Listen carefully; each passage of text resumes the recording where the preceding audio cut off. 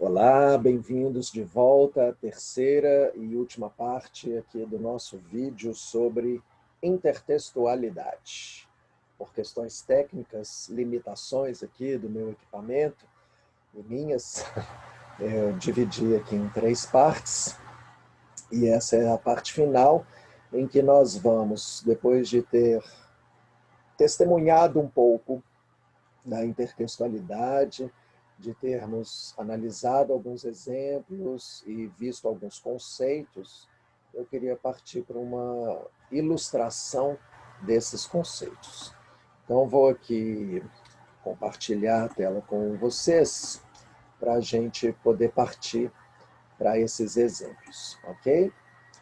Para começar, eu queria mostrar aqui dois exemplos bem legais, apesar de já um pouco antigos, porque são ambos lá da virada dos anos 90 para os anos 2000, e isso é importante para a construção de sentido, inclusive, de ambos os textos, e eu queria usá-los para mostrar um pouco o que eu disse na parte 2 da conversa aqui sobre intertextualidade, sobre aquelas formas de intertextualidade que às vezes são muito genéricas, não se enquadram em nenhum tipo específico assim.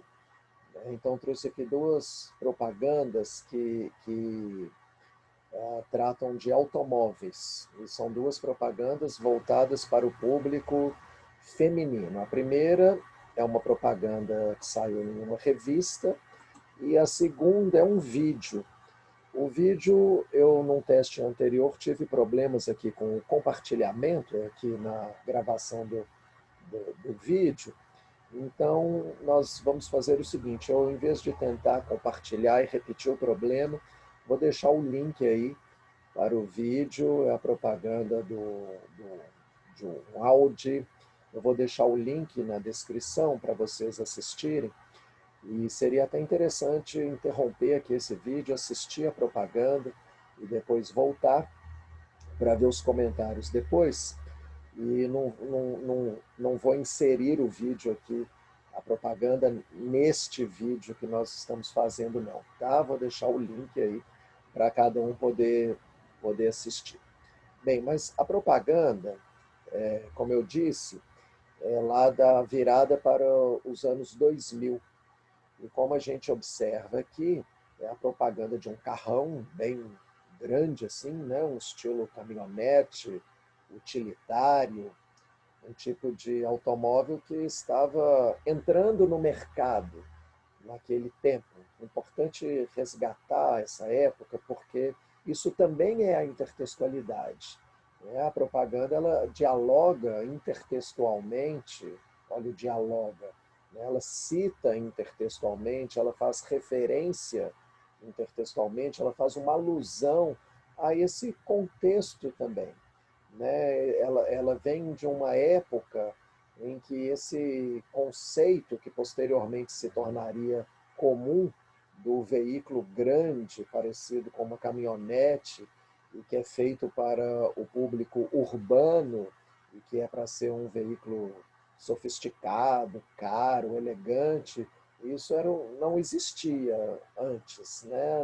A ideia da caminhonete, do Jeep, era de veículos mais brutos para a terra, para o trabalho rural, e depois que surgiu uma tentativa de se urbanizar esse tipo de veículo, inclusive de agregar a esse tipo de veículo esse valor do status, da chiqueza e tudo.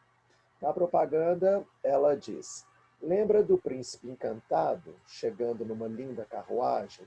Esqueça o príncipe. E aí nós temos o veículo. Então, vale dizer que nesse tempo, não tão remoto assim, havia também essa ideia de que a caminhonete, de que o Jeep eram carros de homem, que não era carro para mulher. Então, a propaganda ela está tentando desconstruir esse conceito e incluir como público-alvo a mulher motorista. não por feminismo, mas porque, obviamente, eles estão se dando conta de que não é bom negócio abrir mão de 50% do público consumidor. Então, a propaganda, ela claramente se dirige às mulheres e faz essa referência, faz essa alusão, faz essa citação, faz esse diálogo com os contos de fada, né, querendo inserir isso num contexto novo para dizer, olha, acabou aquela história da mulherzinha que é guiada, né, na carruagem, não, ela agora dirige o próprio destino, né? Quer dizer, a ideia implícita é de que se a mulher puder comprar o carrão da marca lá anunciada, ela não será mais submissa. Então, para construir esse sentido, né, a propaganda se vale da intertextualidade. Outro comercial que eu vou sugerir que vocês interrompam agora, assistam, depois retomem o vídeo aqui a partir desse ponto, é a propaganda de um automóvel, muito bem feita a propaganda, muito elegantemente construída, inclusive, porque vocês vejam que não há fala na propaganda, não há nenhum esforço muito forte, muito intenso, para facilitar para o público. É um comercial voltado assim para um observador atento, que vai perceber as referências, vai perceber as citações, e aí vai poder identificar nesse comercial uma paródia, que aí é uma recriação do texto da história da Cinderela. Então a gente tem uma jovem que está numa festa e ela percebe que ela precisa ir embora por algum motivo que o comercial não explica. Ela sai apressadamente e a câmera muito sutilmente focaliza na descida dela o sapato que fica esquecido no degrau da escada. Então, aí a referência à Cinderela. Aí ela entra no seu carro esportivo, elegante, e sai dirigindo a toda velocidade. E a gente acompanhando, sem entender muito bem, a câmera mostra o pé descalço, pisando ali nos pedais do automóvel, e de repente surge um túnel à frente dela, e pouco antes dela entrar nesse túnel, a câmera focaliza o mostrador, o painel do veículo mostrando o horário, que é 23h59 ou 23h58, e corta a cena, a gente é devolvido do outro lado do túnel, esperando a saída do automóvel, mas no lugar do automóvel vem uma abóbora rolando para fora do túnel e surge a gata borralheira, já sem as roupas de festa, mas com um traje mais dando a entender que está despojado, desarrumado, e aí a gente vê, fecha o ciclo da intertextualidade com essas referências à Cinderela. Então, uma construção muito bem feita, porque fica inteiramente a cargo do público perceber essas citações e construir a interpretação da intertextualidade. Um eventual observador que, por acaso, não conhecesse a história da Cinderela, ficaria sem entender a propaganda, né, já que a graça é essa. Bem, bem conhecida também a tela do Botticelli, né, o Nascimento de Vênus, e trouxe aqui só porque existe o risco de alguém não conhecer, é uma tela bem conhecida, mas para mostrar essa fotografia. É antiga também, né, do final dos anos 90, uma época em que Photoshop, cenário digital, tudo isso que se tornou corriqueiro, ainda não fazia tanto assim parte do dia a dia, e muitas vezes se dependia do talento fotográfico mesmo, da montagem do cenário. Então, essa imagem que saiu na capa de uma revista dedicada à fotografia, que faz essa reconstrução da tela do Botticelli, né? Então, é algo assim que a mim, pessoalmente, sempre chamava muita atenção naquela época, quando alguém reconstruía com modelos de carne e osso cenas de quadros famosos. E claro que a graça disso está justamente na percepção dessas referências. Não precisamos nem de lembrar da Mona Lisa, uma das obras mais intertextualizadas da história. Só isso já faz obrigatório que a gente se debruce de vez em quando um pouco sobre essa obra do Leonardo da Vinci, por ela ser essa fonte de tantas obras. Destaco, por exemplo, a famosa criação do Marcel Duchamp, em que ele fez a Mona Lisa de bigode. Aqui, na verdade, já é uma reconstrução da reconstrução, né? O bigode nem aparece ali. Ou, posteriormente, as famosas decomposições do Andy Warhol, que decompunha a plataforma de cores da impressão de certa forma, desconstruindo o processo de criação industrial das imagens e trazia para nós aí essa reinvenção moderna, fotográfica, industrial da Mona Lisa, né? Difícil imaginar que alguém que vive no mundo onde circule um Andy Warhol possa não conhecer a Mona Lisa. Mas, novamente, aqui parte da riqueza da obra do Andy Warhol está nesse discurso, nessa conversa que ela estabelece com o quadro do Da Vinci. Olha que interessante essa aproximação. Talvez muitos conheçam o personagem das histórias em quadrinhos, que depois foi apropriado pelo cinema, da Marvel Comics, o Wolverine.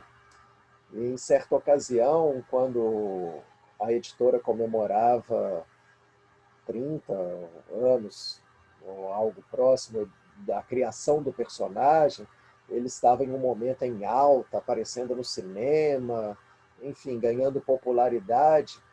Eles tiveram a interessante ideia de convidar os desenhistas da própria editora para construírem obras intertextuais a partir do Wolverine. Então, cada artista construiu da forma como achou mais válido, ou fazendo uma paródia, ou um pastiche. Então, aqui nós temos uma paródia de um autorretrato do Van Gogh. A gente consegue perceber, né, claramente a conversa entre os dois quadros, como que o desenhista da Marvel, né, se apropriou desse autorretrato do Van Gogh, enriqueceu as referências. Nós temos aqui a orelha, né? Então, aí uma menção, uma citação, uma referência, uma alusão ao famoso episódio da biografia do Van Gogh, em que ele corta a própria orelha, né? Então está aí o Wolverine com a orelha.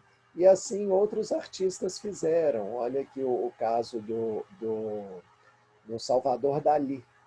Esse quadro aqui, à direita da tela, famoso A Persistência da Memória, um quadro famoso do Salvador Dalí, que o artista da Marvel recria aqui, né, com referências diversas. Então a gente percebe a reprodução de alguns elementos da tela original, por exemplo, os galhos aqui, né? Reparem que aqui tem cortados pelas lâminas do Wolverine, e a atmosfera surrealista que é característica das obras do Salvador Dalí, que aparece aqui também, com outras referências, como a folha que remete à bandeira do Canadá, país de origem do personagem no universo ficcional.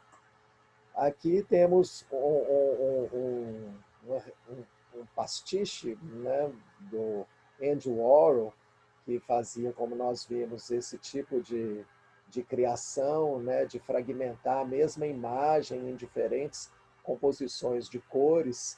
O artista fez isso com a obra, com a imagem do Wolverine.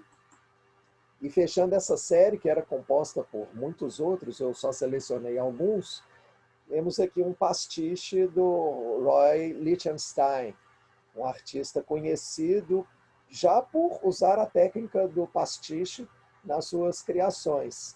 Porque o Roy Lichtenstein, ele, para fazer seus quadros, se apropriava do estilo dos quadros das histórias em quadrinhos.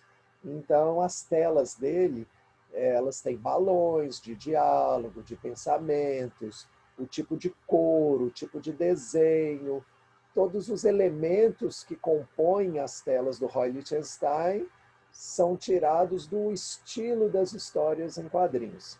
Então, o trabalho do Roy Lichtenstein, a gente poderia dizer que já é um grande pastiche das histórias em quadrinhos. E aqui o artista da Marvel, por sua vez, vai dar um passo nessa sequência intertextual, criando um pastiche do Roy Lichtenstein. Ou seja, embora ele não esteja copiando, para usar uma palavra assim, até um pouco inapropriada, né? Seria melhor dizer retomando, embora ele não esteja assim retomando, recriando, de certa forma até copiando criativamente nenhum quadro específico do Roy Lichtenstein, a gente reconhece aí o estilo do Roy Lichtenstein, ou seja, o traço da história em quadrinho, o balão de pensamento, personagens femininas em situações assim dramáticas que são muito comuns na obra do Roy Lichtenstein. Então isso aí caracteriza esse movimento intertextual do pastiche.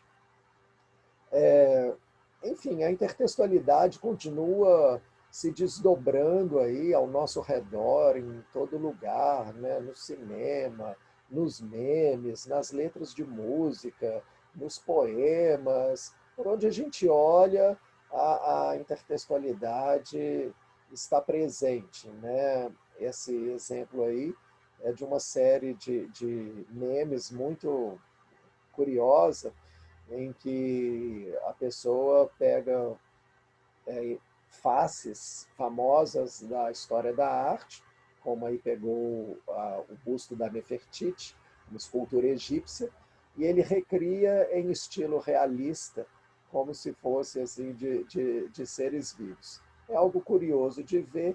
Então, nesse caso, a intertextualidade tem um fator lúdico, né? Uma curiosidade que ela traz para nós.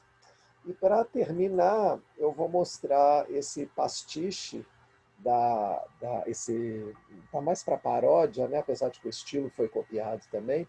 Essa paródia da capa do álbum do Iron Maiden. Aliás, tem toda uma série que o autor fez de capas de discos famosas.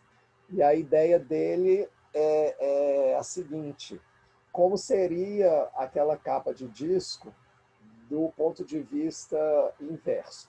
Se em vez de nós olharmos de frente, nós estivéssemos olhando por trás, qual seria a visão? Né? Qual seria a visão que um espectador que está atrás da capa do disco teria?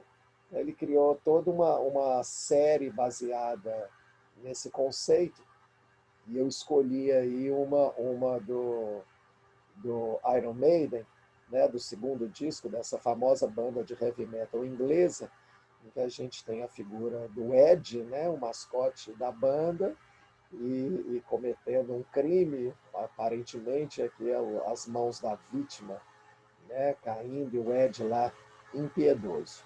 E aí a paródia traz aqui o outro ponto de vista. Né? Claro que o artista tem sua liberdade, ele faz como ele quer. Por exemplo, se você reparar com atenção, você vai perceber que a mão do Ed no quadro original está voltada para o fundo do quadro, mas na recriação a mão dele está voltada para à frente do quadro, né? Então ele inverteu a posição da mão, é um direito dele, é o artista, ele faz como ele quer. E ele preencheu o cenário que estaria à frente do Ed com uma série de referências a outras capas de discos do próprio Iron Maiden, que o fã, a pessoa que conhece, vai reconhecer aí, né, o Ed da capa do single, o Sanctuary, Women in Uniform, estou em dúvida agora, Flight of the Icarus, ao fundo parece que a gente tem a cidade do Somewhere in Time, o cemitério do Life After Death. Então, enfim, uma série de referências aí a outros discos do Iron Maiden que completam esse painel intertextual.